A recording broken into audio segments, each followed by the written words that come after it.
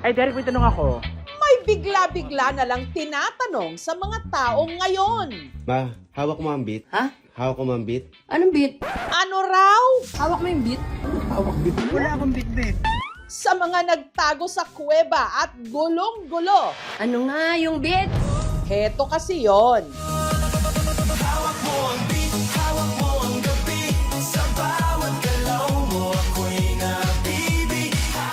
Ang latest dance craze ngayon na ang dance steps, pinipitik-pitik lang ang bewang.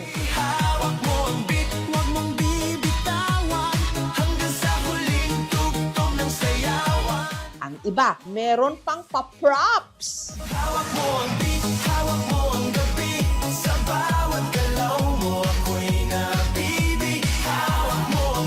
Pero mukhang mali yung hawak nyo mga ante. Beat kasi, hindi brief. Ang isa namang ito, may hawak pang halamang ugat na beetroot at gabi, niliteral ni Koya. Ang bagets namang ito dahil sa patumbling sa saliw ng beat. Ayon, nasipa pa niya ang hawak ng lalaki sa kanyang likod.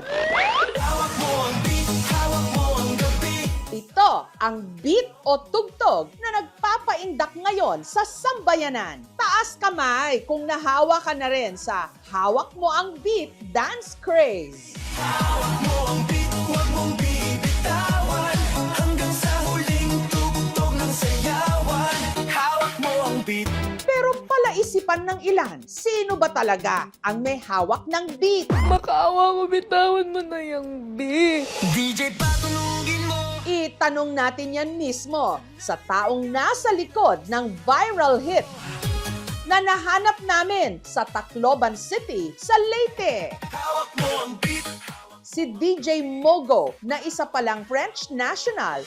I had those notes in my mind from the cha-cha of Leyte until like the very heavy drums of the Budots style. And here came Hawak Mo ang Beat. I wanted to create something musical but not heavy. Aminado si DJ Mogo, hirap pa rin daw siyang magtagalog. Kung gayon, paano niya nagawa ang kanyang viral hit? It was a long process. To be totally honest with you, I started with some French words and then I asked my dear wife. Frankly, the musicality came, the beats arrived, the words arrived. I did use some very high standard softwares. I used, of course, electronic software, which helped me to create the beat. Is this me singing? Well, for now, I think the secret will stay secret, and then let us see the way that the song will take. Pero hindi raw niya lubos akalain na magte-trending ito at gagawa ng samut-saring dance covers. You make me super happy. Now the song is part of the soul of the Filipino people. Everyone is giving a true power to it, a true life to it. Nung unang marinig ko yung song, it's obviously AI. So ang advantage niya first is mas mabilis pa kapag create ng music. Disadvantage niya, syempre, mababawasan yung work or kita ng mga composer. May instant music ka na. For them, mas napapadali yung trabaho. Mas madali na sila mag-profit. Unfair talaga yun. Magmamatter pa rin yun, yung creativity nung composition. Ayun ang hindi ma-match ng AI. It's not AI at all. I do understand if there is some comments on social media like asking if it's AI because I did it. This song I did it in a very very simple way to reflect the feeling that I have.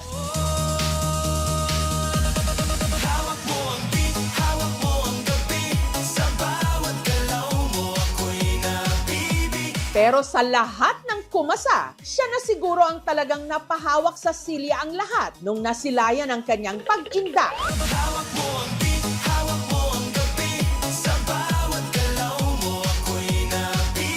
Idinaan din kasi niya ito sa pitik.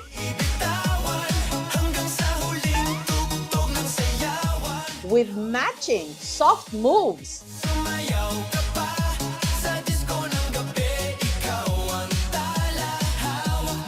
IKMJS na yan!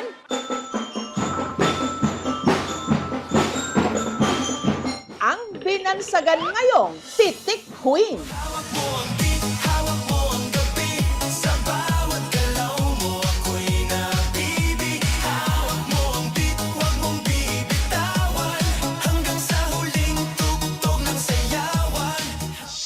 ang 33 anyos na si Ian Mark, all the way from Lake Cebu sa South Cotabato sa Mindanao. May nag-comment ng pinakuluan sa yung bang pressure cooker na ilang minuto. Mas malambot ako kaysa gelatin.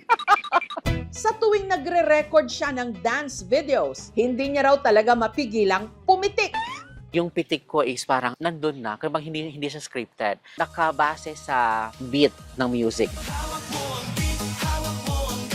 Mga tips, paano mag soft moves and pitik. Kaya syempre, dapat confident. Meron kang happy face. And the last one is, marunong kang gumiling. Paano yung giling, Ian Mark? Sige nga, pa-tutorial! Kaya yung unang steps, yung kay isang kamay nakalagay dito sa ating tainga, and yung isa is ganyan. Giling na, dalawa dito, and dalawa dito. Pagkatapos niyan, kay yung biglang hampas ng isang kamay, kay sobrang soft, parang baywang ko din. Na?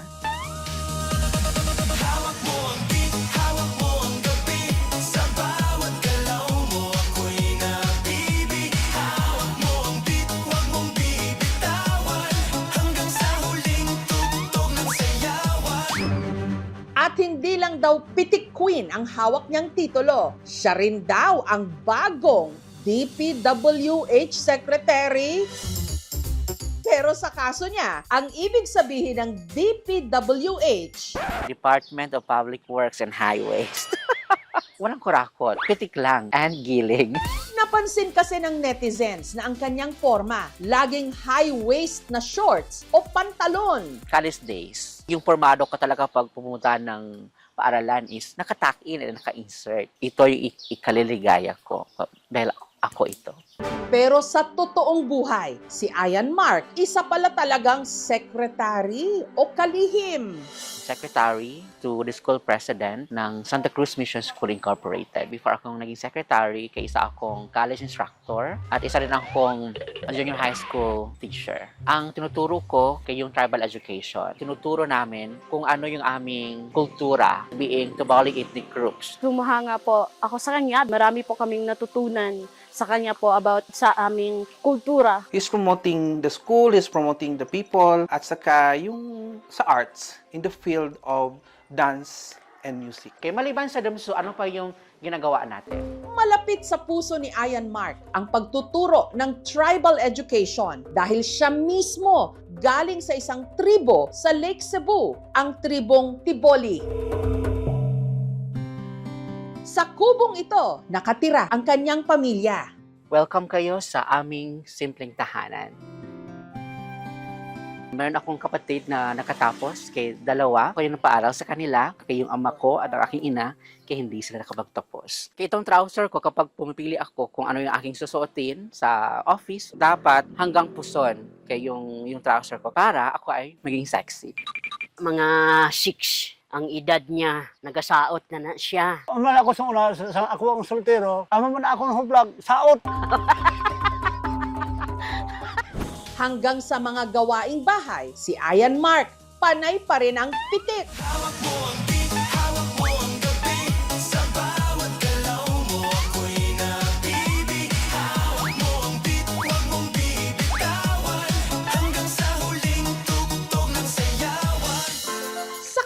Ng chill niyang moves at vibes, hindi mo maaaninag na kamakailan lang. Sunod-sunod ang kanyang mga pinagdaanan. Nung una, kayong hindi ko pagpasa sa board exam, licensure examination for teachers. May portion doon sa Sorala na blind curve. Hindi ko na maano yung preno ko. Yung tatay niya yung nabunggo ko. After nung aksidente na nun, na-hospital yung aking lola. And the last one is Christmas. Binahaan kami dito. Pero ang buhay parang gulong, patuloy-tuloy sa pag-ikot. Kung noon, siya'y nasa ilalim. Ngayon, tila pumapaibabaw. Hawak mo ang beat, hawak mo ang gabi. Sa bawat galaw mo ako'y napibig. Hawak mo ang beat, huwag mong bibitawan. Bumawi ngayong taon. Yung hindi ko inakala. Nung nag-start na nag-trending yung aking videos. Oh my God, Lord, sobra na to. Nagatulo ang luha ko kasi papagya. Nagahibi siya. Pagkatapos daw nalipay kami. Hindi ko inakala na naging viral ako. Nag-increase yung views. As well as maraming mga bashers. Yung iba nagsabing kaba. Tapos nireply ko rin sila, kabaklaan. Sanay na po ako sa mga bashing. Hello everyone! Ang mga natatanggap daw niyang biyaya, ibinabahagi ni Ian Mark sa iba sa pamagitan ng kanyang outreach programs. The afternoon, yung isang motor namin na may goods na dala kaya hindi makaakyat. Almost 16 hours yung aming nilakad. 8 na bundok, tapos 5 rivers bago kami makarating doon sa area. Yung kalagayan nila, lack of education, kulang sa medisina. Naisayahan ako kasi nakatulong din ako sa kanila. Nitong Huwebes, namahagi ulit si Ian Mark ng bigas, delata at noodles sa kanyang mga kapitbahay. Sa panahon ngayon, syempre yung mga bilihin sobrang mahal. Kaya malaking tulong to yung binigay ni Sir Ian. Baka ay nakala nyo na mayaman kami. Kaya hindi po. Minsan kumakain ng 2 beses, minsan isa. Pero yung pagtulong namin sa kapwa naming tao, kaya yun ang ninid sa akin. Yan yung tinuro sa akin ng aking magulang. Hawak mo ang beat, hawak mo ang gabi. Sa bawat galaw mo ako'y nabibig. Sa kabila ng mga problema ngayon sa mundo, nananatiling may pitik, tintig at beat ang buhay. Damahin mo, huwag susuko. Hawak mo, hindi lang beat, kundi higit sa lahat, ang iyong kapalaran. Hawak mo ang beat, huwag mong bibitawan. Hanggang sa huling tugtog ng sayawan. Hawak mo ang beat.